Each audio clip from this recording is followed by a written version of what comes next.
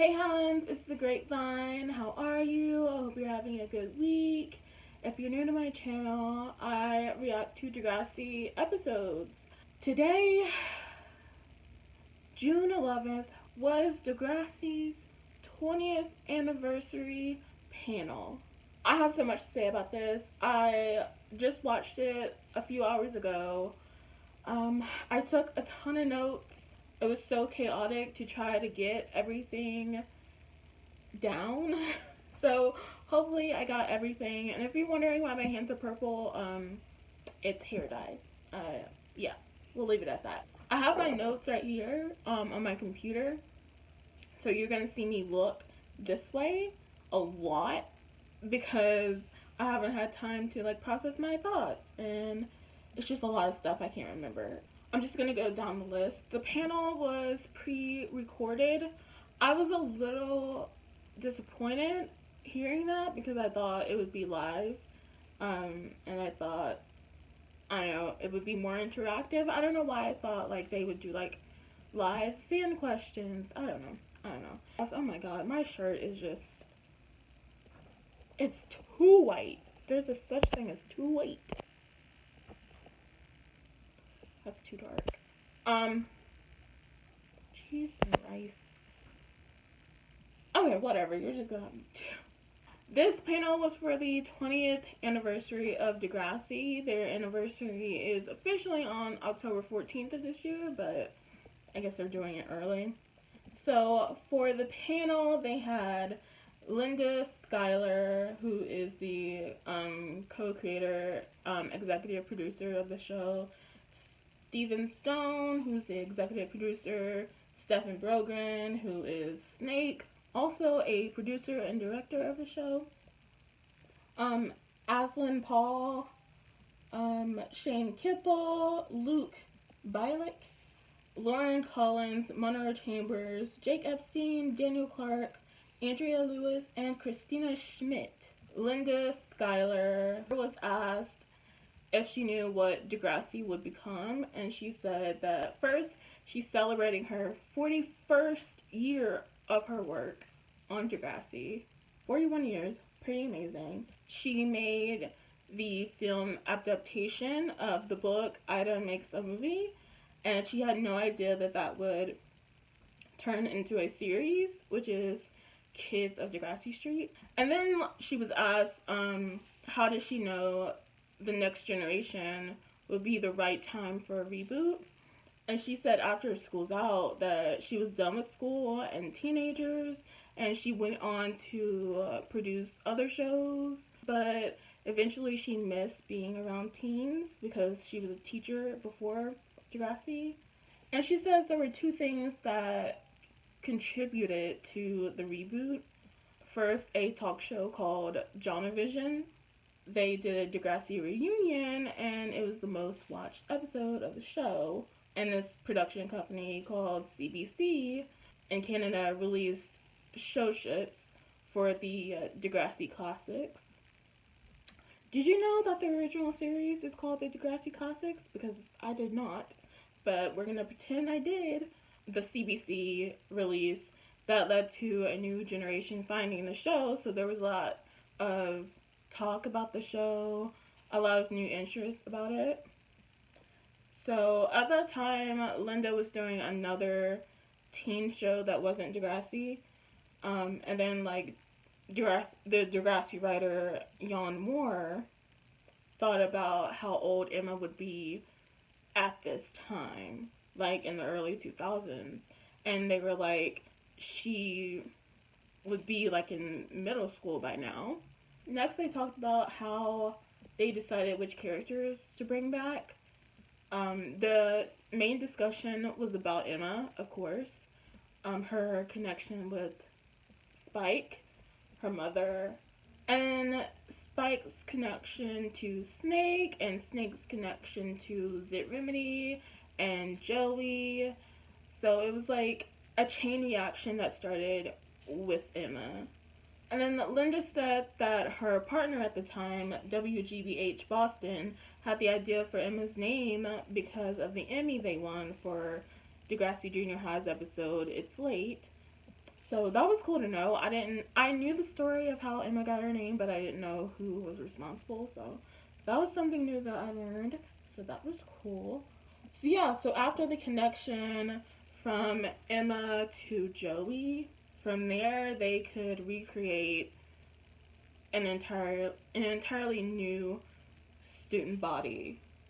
And during this time in like 2001, this was the start of the internet, hence why the first two episodes revolved around the dangers of the internet. Stephen Stone talked about being a fan of Star Trek, specifically Star Trek The Next Generation. And obviously that's where he got the name Degrassi The Next Generation.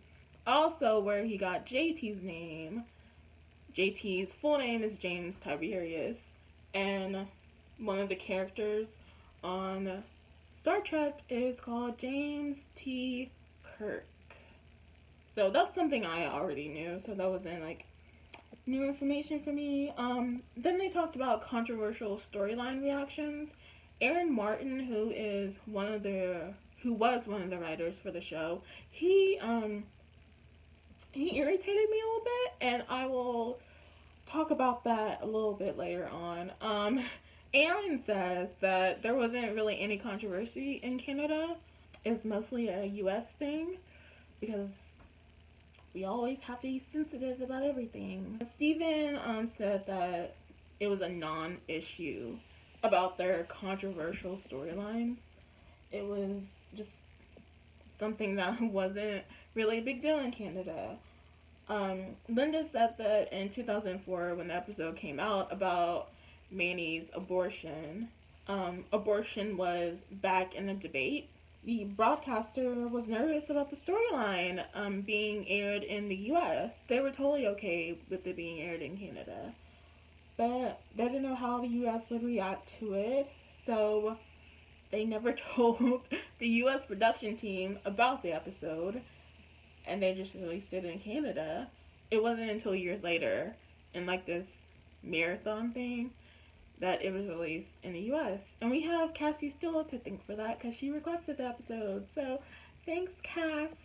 Linda also talked about, like, for the abortion storyline with Erica in the Degrassi classics, they had to recut the ending to tone it down a little bit.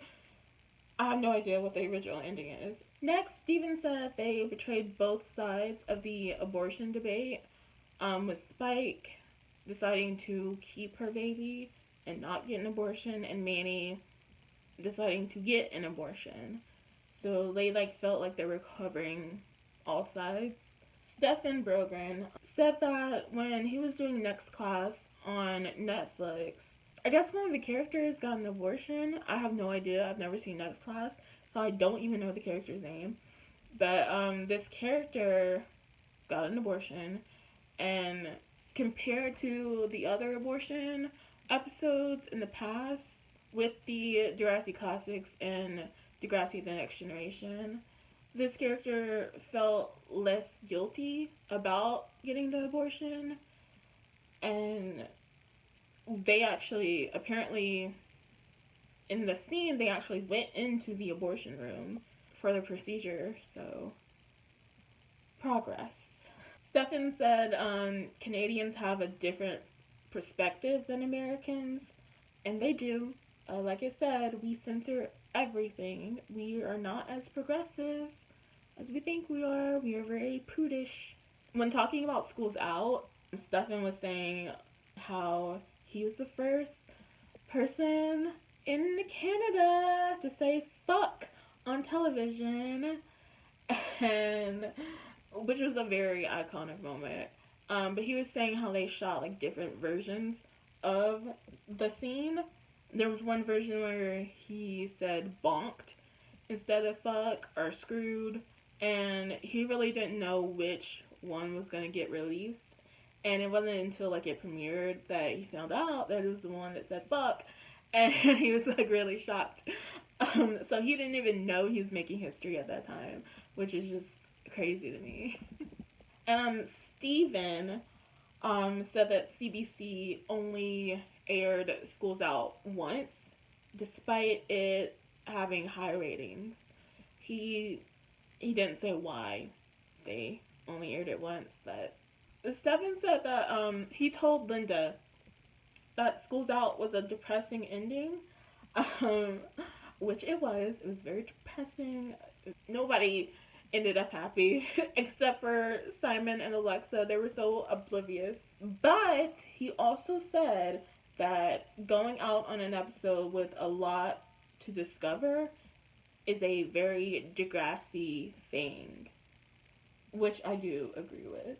So then my boy Jake Epstein, I've been talking about him a lot lately. He pulls up, and there's like a solid dark blue background that he has, like a curtain thing, and he says he's been doing a lot of auditions.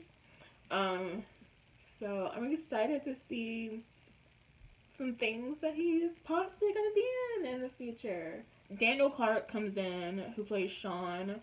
He was asked, the whole cast was asked if they see each other often, and Daniel Clark was the only one to answer for some reason. He said that he has seen Lauren the most, and the rest of the people he hasn't really seen that much, which I think is kind of cute. That's adorable. Alright, next we talked about auditions. So Lauren says that she remembers her screen test and mixing and matching different people who were auditioning to determine chemistry and all that jazz.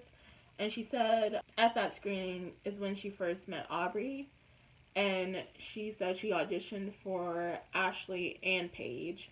Obviously, she got Paige. Then Shane said he only auditioned for Spinner, but he wished he would have auditioned for Craig. But at that audition, he met Linda, and I'm gonna mess up this name so much, I'm so sorry. Silik? Sassanassi. Silik Sassanassi. He plays Yick. So he met Yick, which is awesome. And then Lauren mentioned that Adamo auditioned for Craig, which is something I think a lot of people knew already. But she kind of guessed that the character of Marco was created after they met Adamo. And Linda kind of agrees with her. First, talking about Shane, she said she knew Shane was the right one for Spinner. And she said she liked Adamo, but there was no character for him at the time. Actually, he got a role as breakdancer in season 2, and they just created the Marco character sometime after that. They auditioned a lot of guys for Marco, but none of them were really good for the role, and Linda remembered Adamo. And Steven said that no one knew that Adamo was gay, and he said he didn't even think Adamo knew that he was gay. I've heard that story before. I don't know. I've never heard it out of Adamo's mouth. But next, they talked about mall tours that they did. Jake said that him and Aubrey went to the Madison Square Garden, and since the crowd was bigger than they anticipated, they had to split them up in two, so they went their separate ways, and the crowd had to decide which one they wanted to meet. So either they can meet Jake or Aubrey. And Jake said that the people who chose him, and now years later, after Drake's success, he said, they could have hugged young Drake. And I was like, I would have rather hugged young Jake. Because, Jake was talking about his time on the set and how he felt about it as a kid, and he was saying it felt like a second high school to him. Everything was relaxed and it felt like a hobby more than a job. And Stefan chimed in and said that his time on Degrassi Junior High, when he was around Jake's age at the time he was on the show, he said working there felt like a summer job. I guess the atmosphere was very easygoing and chill, which is really great when you're working with kids.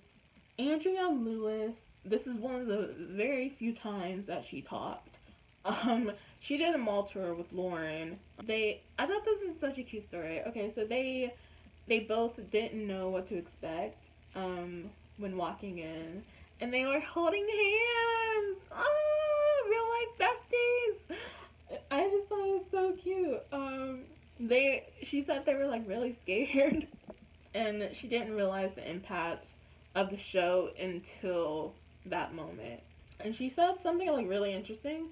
She said Degrassi has a cult following in the U.S., but the show like wasn't really a big deal in Canada. I mean, it was a big deal, but it wasn't as big of a deal as it was in the U.S.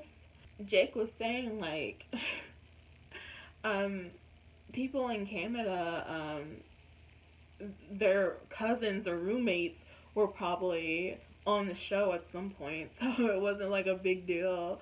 I thought that was very interesting. A lot of Canadians have told me that before, that they're obsessed over Degrassi more than Canadians. Okay, and then there was a fan question.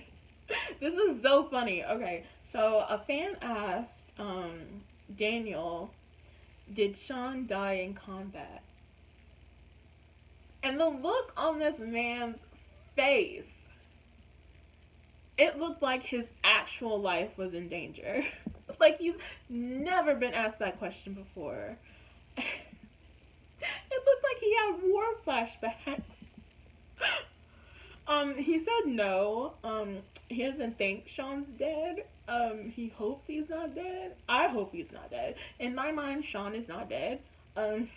Sean got back home safely, you know, a hero.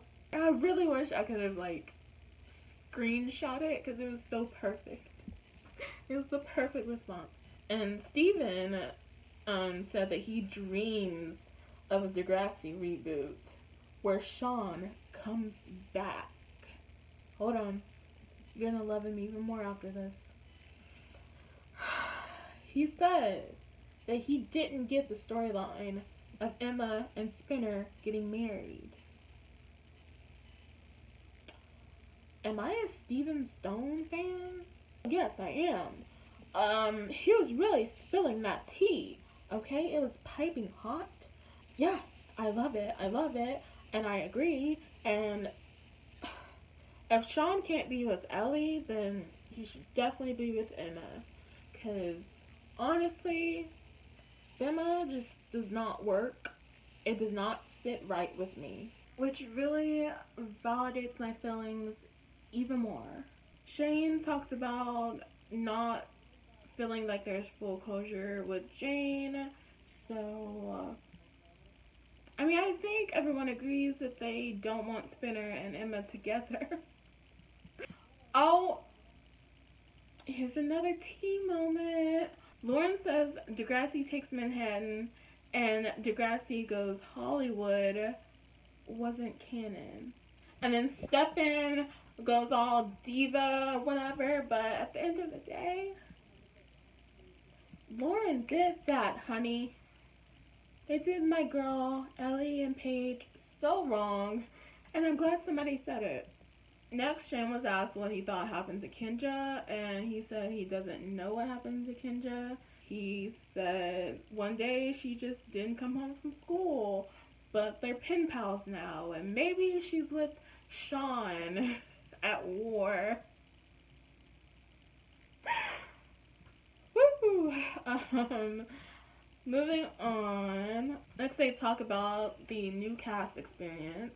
This is where Aslan, Paul, and Monroe Chambers come in, and also I didn't write down this poor boy's name. Luke Bialik.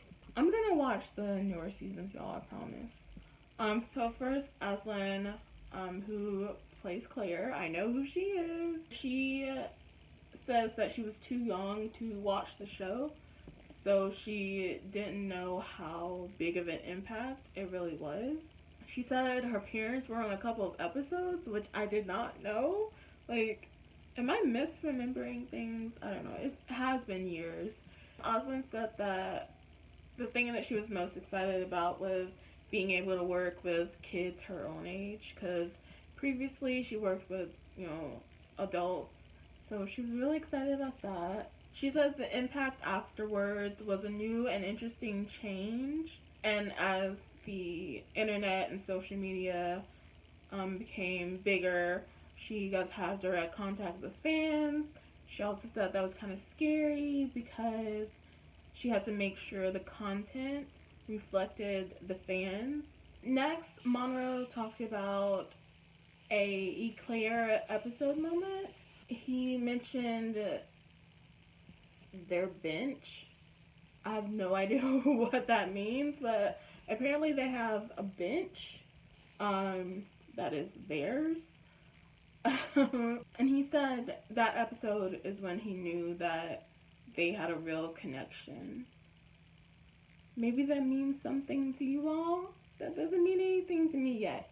They talked about style journeys. Well, Shane did. He talked about his many hairstyles. Some good. At least one of them is good. The rest are questionable. And he specifically talked about the "Can I speak to your manager" hairstyle. You know the one. Yeah, he just said a lot of people pretended to be nice about it. And that was it. Okay, next, the character research. They were asked if they researched anything about their characters with any specific storylines. Christina said that for her abuse storyline, she said that she wasn't aware of abusive relationships at the time, so she really had to research it. Jake said for his bipolar storyline, Linda taught him through conversations. He has a family member who is bipolar, and a mental health professional was also brought onto set to talk to him. And he said he really liked that storyline because he got to do something other than himself, which is great. I can listen to that man talk. Like, god damn it, Jake. He also says the storyline made people feel like they weren't alone, and that it was a very special thing for him to do. Monroe said that the storylines that Degrassi had was a way for kids to learn things that weren't being talked about, which I definitely agree with. People weren't talking about the topics that Degrassi were talking about, and I learned a lot of things from Degrassi. It was definitely a formative show for me. And then they talked about Jordan Todosi. I should have looked up how to say these names before this video. They were talking about the character of Adam, how they met Chaz Bono in LA. If you don't know, Adam is a transgender character on the show. Chaz is a transgender person in real life. So they met him and talked. So Aslan said that Jordan did the work and the research for transgender people and was very conscious of Adam being a full person and not stereotypes. That was very important. They emphasized that a lot. Then they talked about if there was a reboot, where would their characters be? Someone said, I think Luke said that Drew would be principal, Snake would be superintendent of all the schools. Daniel said that there would be a love triangle between Emma, Sean, and Spinner. And Daniel, he was very passionate during this moment. He said that he would want the reboot to be about catching up with lifelong friends and just seeing what's going on with everybody. Christina said that this was a badass moment. She said that she would go back to the ice cream boy, you know the ice cream boy, Mohammed, and say that she is still a model, still thick and luscious, and you can kiss her fat ass. I may have exaggerated, but that's basically what she said. She went off. Yeah, she said that was the most recognizable scene for her, and it's very iconic. This is where I tell you why I want to cyberbully Aaron Martin. Next, they talk about bisexual Craig. They ask if Craig could be bisexual. Aaron Martin, he said, Craig is just a good friend of Marco. He wasn't attracted to Marco. He just accepts him. And then Jake starts to speak, and I thought Jake would stand up for bisexual Craig. But I guess the boy done bumped his head, because obviously he has some sort of brain injury, concussion. The boy has amnesia, because he says that Craig and Marco just have a positive friendship. Craig's an ally, you know? It's good that a gay character wasn't isolated. I mean, it is good that a gay character wasn't isolated. I wasn't trying to mock that. It's just the rest of the stuff before that. He also says that Marco coming out was ahead of its time, which it definitely was. Most definitely. I agree with that. Jake, didn't you say in an interview with Adamo that Craig was supposed to be bisexual and he was supposed to be with Marco? Where did all that go? Where? Is that a scenario you made up in your mind? I mean, right? I don't get it. But whatever. Krakow is still canon in my book, and I don't care what anybody says. I don't care what the writer says. I don't care what the creator of the show says. I don't care what the dude who played Craig says. It's true in my book, and that's all that matters. Next, they talk about favorite storylines / moments.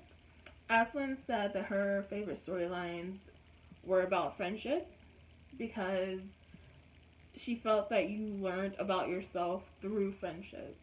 I was so in love with Ashlyn during this panel because she just has such a soft energy and just, I was really vibing with her. Linda said that she purposely made the cast age appropriate, which she thought wasn't a smart choice for her as a producer, since adults can work longer hours than kids and they don't have to take as many breaks. And she said something very intelligent. She said, a 15-year-old playing a 15-year-old brings 15 years to the screen. Meaning that a 15-year-old playing a 15-year-old is trying to figure out where they stand at the same time as their character is trying to figure out where they stand. So it's authentic. And I agree so much because there are shows and even movies where 20 and 30-year-olds are playing teenagers and they don't look like teenagers and they don't act like teenagers. And it's very noticeable and it's very much a choice. Okay, next Steven kind of gets in his feelings for a little bit. He says, if a kid is playing a kid, after 5 years, the character is in their final years and the final scenes, and he says that he's always in tears because he knows he has to say goodbye to a generation of Degrassi and go on to another generation. The feels. Stefan said that when he sees like old episodes of the Degrassi classics, it's now in my vocabulary. He remembers the storylines, but he doesn't recognize himself, which I thought was interesting. I don't know why I thought it was interesting. I did. Okay, next they asked what teen shows capture teen lives authentically. Monroe said Sex Education, and he said it was unapologetically real.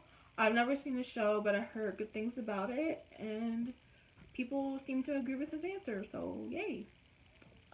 Lauren said shows like Euphoria wouldn't exist without Degrassi. Degrassi laid the groundwork for shows like Euphoria. I swear she could have had a microphone and dropped that bitch. Because she said a word and a half, and I agree. Degrassi definitely pushed the boundaries with teenagers and what teenagers can do in a show. And I'm just like, you bow down to your mother. Bow down to your mother. Because without her, you wouldn't be able to eat. Okay. Next, the question was how the show would be different in 2021 if it was created now. Jake said, and I agree with him 100% on this. Jake said that he realized that Craig was super toxic. And specifically his treatment of women. He has cheated on every single one of his girlfriends.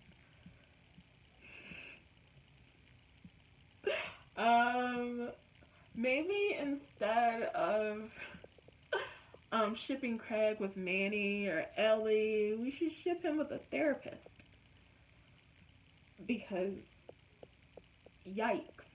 Jake said that he had trouble with the cheating storyline, and he wondered if they were to redo those storylines today, how would it change? How would the lens change? And he suggested that the consequences for Craig should be higher. Because Craig basically got off easy for cheating on all of his girlfriends.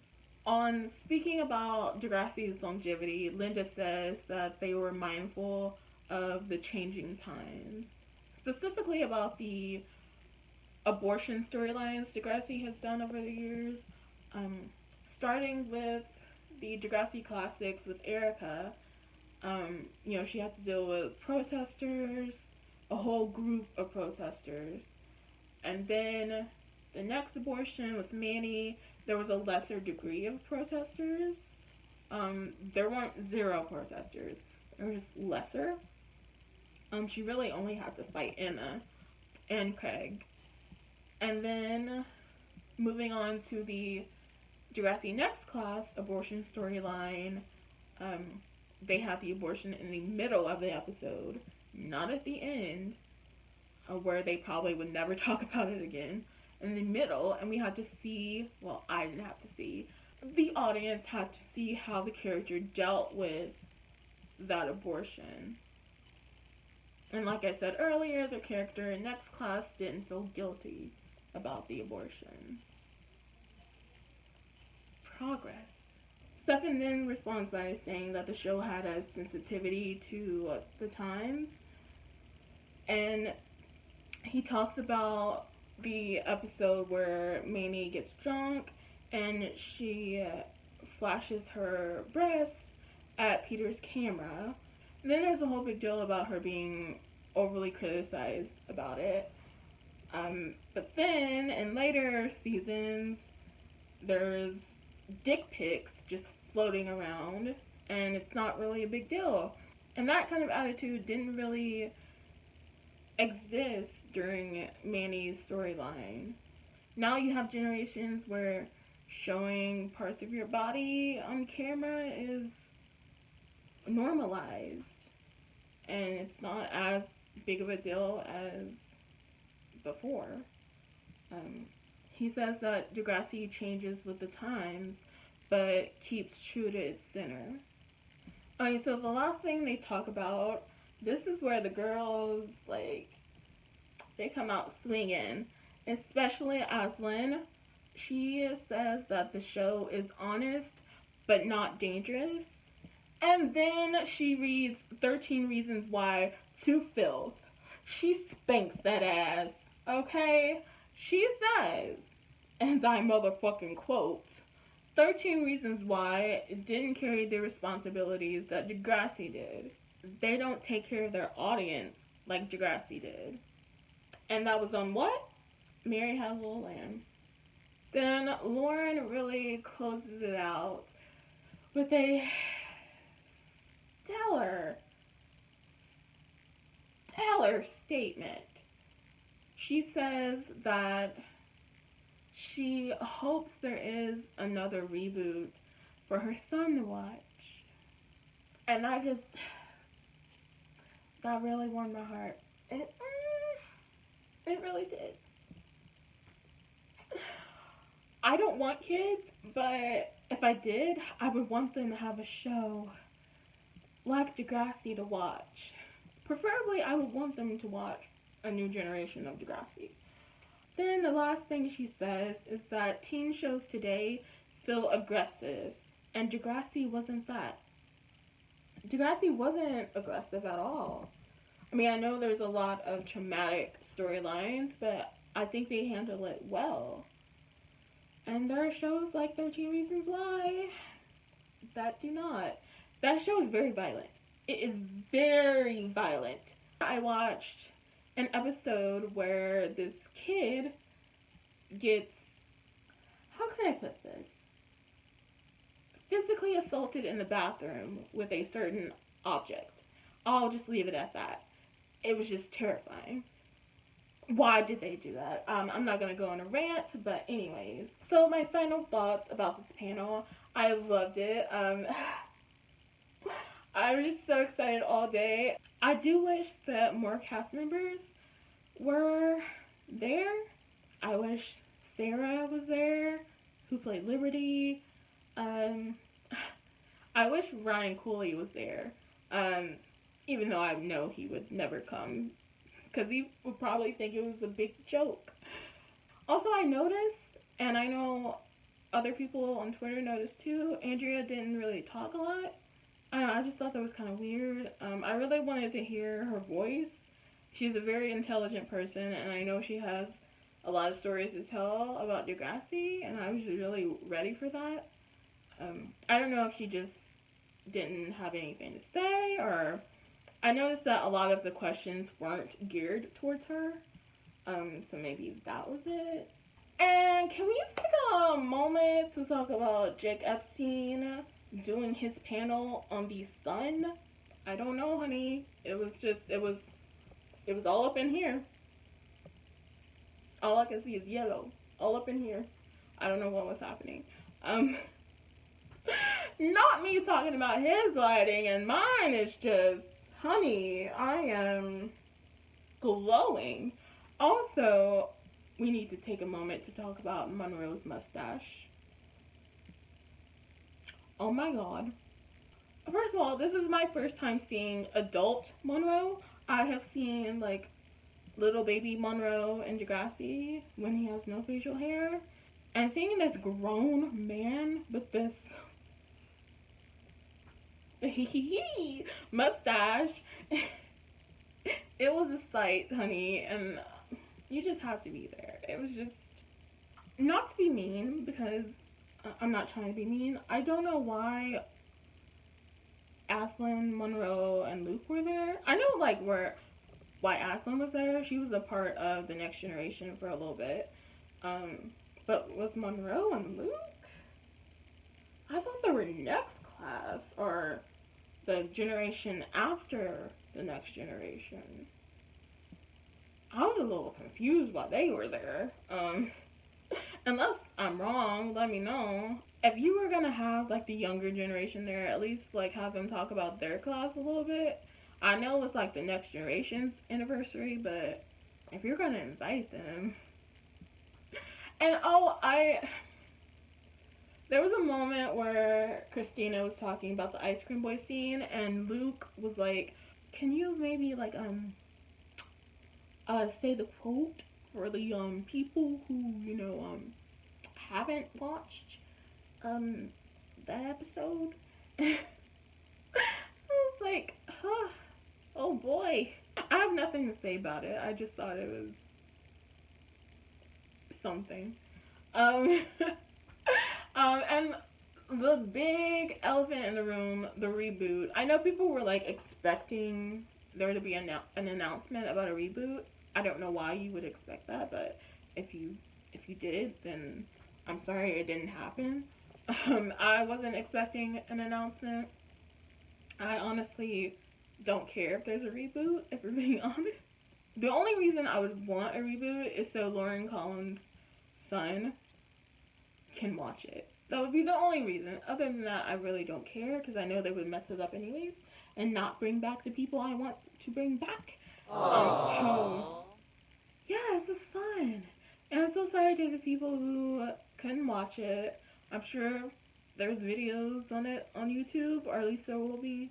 And hopefully, until then, this video will give you a very detailed idea of what was talked about. So if you like this video, make sure you like, comment, and subscribe. Also, if you like my purple hands and nose, make sure you like, comment, and subscribe. Also, wear gloves when you're dyeing your hair.